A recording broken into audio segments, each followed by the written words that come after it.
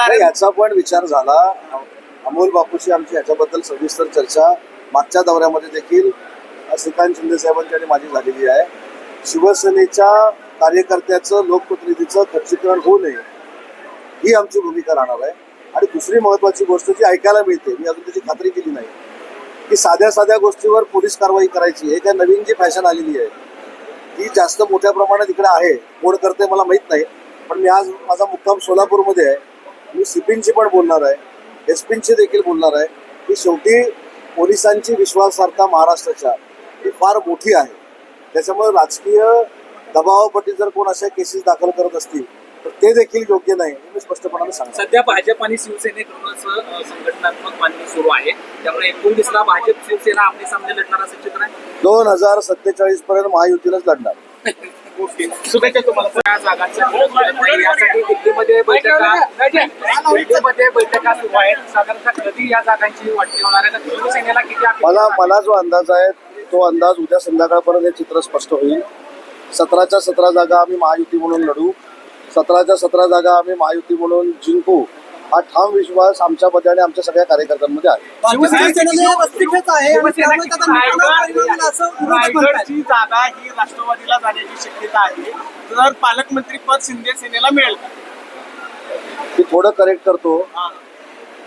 शिवसेना हा युबीटी गट आहे आणि आमची शिवसेना ही शिवसेना आहे जी एकनाथ शिंदे साहेबांच्या नेतृत्वाखाली चालते. शेवटी कुठच्याही मतदारसंघामध्ये जागा मागणं हा काही दोष असू शकत नाही. इथं राष्ट्रवादी काँग्रेस पार्टीपेक्षा आमच्या मतदारांची संख्या जास्त आहे, म्हणून कोकणातल्या आम्ही सगळ्या कार्यकर्त्यांची जागेची मागणी केलेली आहे. पण याच्यावर निर्णय घेण्याचे सगळे अधिकार शिवसेनेचे हे माननीय एकनाथ शिंदे साहेबांना आहे. शिवसेनेची किती रिस्पॉन्सिबल आहे निवडणुकीबाबत? शिंदे साहेबांना वारंवार दिल्लीला जावं लागतं, त्यावरून भाजप किती रिस्पॉन्सिबल आहे? त्याच्यामध्ये पण थोडं करेक्ट करतो. महाराष्ट्रामध्ये जो कांद्याचा प्रश्न निर्माण झालेला आहे त्या कांद्याच्या संदर्भामध्ये अमित भाई शाह साहेबांकडे आज बैठक होती, म्हणून राज्याचे मुख्यमंत्री आणि दोन्ही उपमुख्यमंत्री हे दिल्लीमध्ये होते, पण शेतकऱ्यांच्या प्रश्नासाठी होते. 17 पैकी 14 जागा भाजप त्या ठिकाणी स्ट्रॉंग आहे आणि 2 जागा आपल्या शिवसेनेला आणि 1 जागा राष्ट्रवादीला मिळते अशी शक्यता आहे. नक्की काय चित्र आहे? हे कुठच्या सूत्रांकडनं तुमच्याकडे माहिती आली मला माहित नाही. ते सूत्र जरा मला सांगा, त्यांच्याशी मी चर्चा करतो, पण असं नक्की होणार नाही. किती जागांची मागणी असणार आहे? किती जागांची नाही, मागणी किती जागांची केली हे आपल्याला माहिती आहे. आपल्या ज्या पूर्वीपासून निवडून आलेल्या 5 जागा आहेत त्यांची आम्ही मागणी केली आणि अधिकच्या जागांची मागणी केलेली आहे. परंतु ही जरी मागणी असली तर याचे सर्व अधिकार माननीय एकनाथ शिंदे साहेबांना आहेत. 70 मत आहे. शिवसेनेचा उमेदवार कोण असणार आहे? कारण रस्सीकेच खूप आहे. तुम्ही आता सांगितले की आपल्यात जरासा गोंधळ आहे अंतर्गत. महिलांना काय त्याच्यामध्ये? आमच्यामध्ये गोंधळ नाही आहे, आमच्यामध्ये समन्वय नाही आहे. आता भगीरथ दादा पक्षामध्ये आलेले आहेत, अनिल दादा सावंत पक्षामध्ये आलेले आहेत. तर जुना नवा हा कुठेही भेदभाव असू नये हा त्याचा मतितार्थ होता.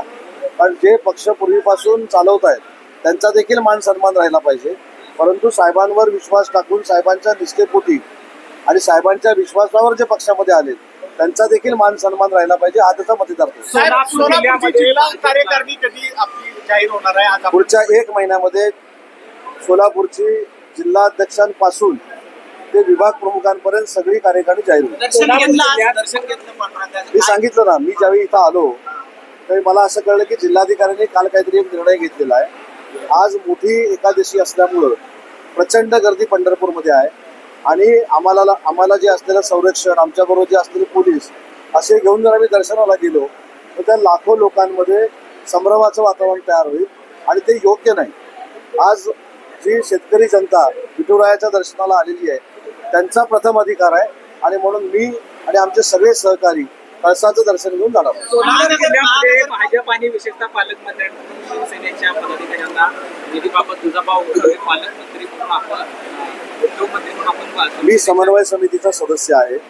शिवसेनेमार्फत 3 जे सदस्य आहेत त्यातला मी एक सदस्य आहे. याच्यावर आमची चर्चा झालेली आहे. कालच रात्री त्याच्या संदर्भात सगळ्या पालकमंत्र्यांची समन्वयाची बैठक झाली. त्याच्यामुळे आपण अपेक्षा करू की सोलापूरचे देखील पालकमंत्री शिवसेनेला न्याय देतील.